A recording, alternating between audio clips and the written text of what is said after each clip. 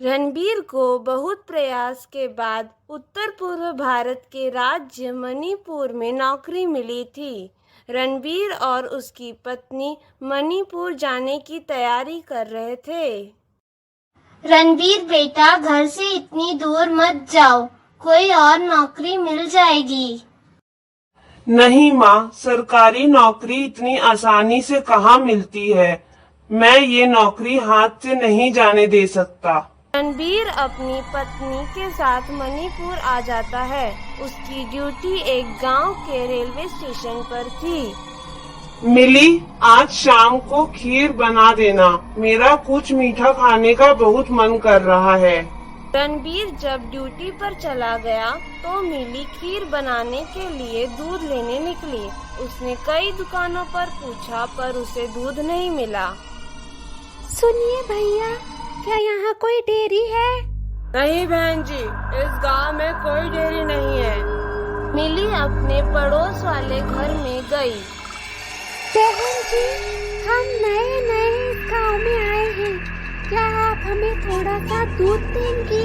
नहीं, इस गांव में कोई भी दूध का इस्तेमाल नहीं करता। क्यों? क्या इस गांव के लोग किसी विशेष संप्रदाय या धर्म को मानते हैं जिसमें दूध पीना वर्जित है? नहीं, ऐसी बात नहीं है। गांव में जब भी कोई दूध का इस्तेमाल करता है तो यहाँ एक चुड़ैल आती है जो गांव के लोगों को मार देती है। इसलिए भूल कर भी दूध की बात मत करना। मेरा नाम कटरीना है। दूध के अलावा किसी और चीज की जरूरत है तो बताना। रणबीर जब ड्यूटी से वापस लौटा तो मिली से पूछा, तुमने खीर क्यों नहीं बनाई? मिली रणबीर को सारी बात बताती है। इस गांव के लोग लगता है पागल हैं। मैं कल ही गांव से बाहर जाकर दूध लेकर आऊंगा। अगले दिन रणबीर गांव से बाहर जाकर दूध खरीद कर ले आता है। ये लो दूध और खीर बनाओ। उस रात मिली और रणबीर अपने कमरे में सो रहे थे। तभी मिली के माथे पर दूध की एक बूंद गिरती है। मिली की आंखें खुली तो उसने देखा छत पर एक चुड़ैल लटकी रहती है और उसके बालों से दूध टपक रहा है। रणबीर हड़बड़ा कर उठ जाता है। क्या हुआ? चीखी क्यों? फिर जब तक उठा तब तक चुड़ैल गायब हो चुकी थी। मैंने छत पर लटकी एक चुड़ैल देखी, उसके बाल से दूध टपक रहा था। देखिए, मेरे माथे पर कुछ दूध की बूंदें हैं। आप बेकार में ही दूध लेकर आए, कहीं हम किसी मुसीबत में न पड़ जाएं। क्या बेकार की बातें कर रही हो? तुम्हें कोई डरावना सपना आया होगा। नहीं, सपना नहीं आया। सपने में क्या असलियत में दूध की बूंदें गिर जाएंगी? उधर कटरीना का पति धर्मेंद्र ड्यूटी से देर रात घर लौट रहा था और वो शराब पिया हुआ था। अभी जिंदा हो तो जी लेने दो, बजी बरसात में पी लेने दो। धर्मेंद्र एक पेड़ के नीचे खड़ा था। तभी उसका फोन बजता है। हाँ, बस पहुँचने वाला ही हूँ। धर्मेंद्र के सर पर दूध की बरसात होती है। धर्मेंद्र ने जब देखा तो पेड़ पर एक भूतनी लटकी थी जो अपने मुंह से दूध उगल रही थी। क्या हुआ? हेलो हेलो, सुनिए जी, क्या आप मेरी आवाज सुन पा रहे हैं? हेलो, क्या हुआ?